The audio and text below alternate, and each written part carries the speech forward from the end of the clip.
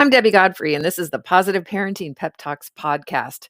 In season 2, I'm answering your questions about parenting. So feel free to go to the link in the description and leave me a voice message, and I may answer your question on this podcast. Thank you so much for listening and enjoy today's pep talk. We know, or I should say, most of the time when we call you, we're focused on Paige and the issues that we have with her. And I think sometimes we give her a bit of a bum rap because she's an awesome little kid and we love her to pieces. Um, but this question is actually about how to handle Madison and a little bit of an issue that we have with her. She's very, very sensitive when you try to explain things to her, and nothing.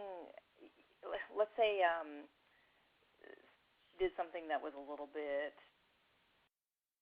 rude or something like that someone might take offense to. So you try to explain to her, but in a positive way that maybe she should think about that before she says it or something. But she takes it so personally and says, I'm so stupid and I'm a worthless little kid and I don't know why I do these things, and then your heart's breaking because you're thinking, no, that's not at all what I was trying to do. So it's sort of like she does become the victim, even though you're not trying to scold her or anything. And I'm wondering if you could maybe provide some insight on maybe a better approach for how to deal with this when she's taking it so hard and saying things like nobody likes me, and because everything that I do, like eventually she comes around. I give her lots of hugs and tell her, no, that's not true.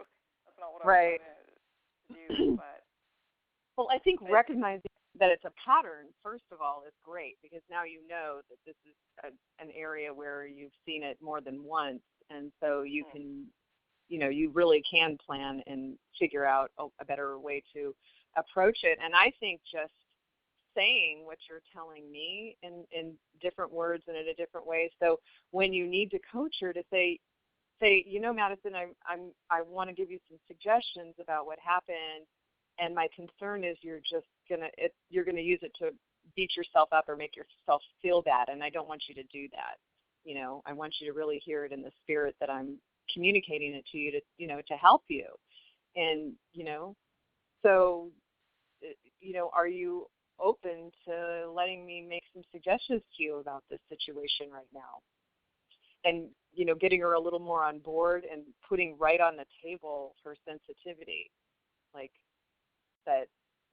This I know is how you're probably going to interpret this, and that's not my intention at all. I love you, and as your mom and as your dad, we're here to help coach and guide you, and that's really the spirit of what we're doing. And and I would get her permission so that she can because maybe right after it happens, maybe she does mull it over so much that it bugs her and she feels bad and whatever. And maybe if she has a little bit of time and distance, then maybe she can get herself in a better space about it. And you also watch for signs of what does it take for her to get in a little better space. Are there times where she's feeling better about herself and she can handle that sort of coaching? And are there times where it's harder for her to handle that kind of coaching? And, maybe there's something that she does that makes her feel really good about herself. And after she does that thing, whatever it is, would be a better time to talk, than after she's made a mistake, when she's, feeling the brunt of whatever she did. it can be even afterwards. Like sometimes I won't say anything at the time because I'm afraid, and then sometimes I just don't say anything at all because I'm afraid. Yeah, but Valerie, use that. If that's how you're feeling, that would be the perfect entry into the conversation. To say, Madison, I'm so afraid to talk to you right now because I know how sensitive you are, but I'm feeling really like I really want to give you some input here. And then hesitate and pause and let her respond back to you and see where she's at. Because I think just putting it on the table like that will shift where she is with it in the moment, so that either you can go down the coaching path or you can go down the consoling path, because it sounds like you're doing that anyway. So you might as well allow it to be led by her, and in a better rhythm for her of what she needs. Okay. Yeah. And then also acknowledge her too when she receives your coaching, to say, I love the way that you're taking this in. And if she's not beating herself up, but really, taking this in and just choosing that, next time something comes up like this, that you could do something different. And you could even give her an example of an area where you're doing this too, maybe even with the parenting. You could say, sometimes I do stuff and I feel bad about it, but then John and I talk it over, or Daddy and I talk it over, and then we come up with another plan for next time, and then I can, I feel better about my plan or my approach for next time. And I mean, there's a lot of ways you can go about teaching that, modeling it, and handling her feelings and that kind of thing. And I think it's great because you have so many opportunities to acknowledge her in a conversation like that too.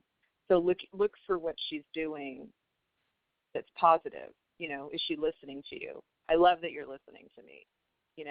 Is she trying to, whatever you can see that she's doing, you can acknowledge that, and that'll help with the how much she's beating herself up. Okay. Yeah, that's good. I like it. I like the part too, the saying, I like it that you're listening to me. Yeah. So just pay close attention to, well, what is she doing good here that I can acknowledge that'll build her self-esteem. And then go back to the 20 self-esteem builders from chapter 2 in the workbook and just work on some of those, because it sounds like that's a lot of kids that are sensitive like that do get low self-esteem because everything is getting to them. It's just the nature of being really sensitive. And so doing self-esteem with builders with her on a regular basis will be really helpful. Yeah, because she cracks me up sometimes, because she'll say, know that because I'm just a little kid, and the drama in her voice. Aww. Like, it breaks your heart, but at the same time, it's quite cute and funny. Yeah. Well, and that's going to be important for you to do the detaching thing that we talked about a couple of weeks ago with her, to not get too plugged into those emotions. Let her feel her own feelings. And I think the difference between sympathy and empathy is I think was a distinction that really helped me. Like, sympathy is feeling sorry for somebody, and empathy is understanding how they're feeling. So the more that you can focus on being empathetic, like, did you ever feel that way? Were you ever sensitive?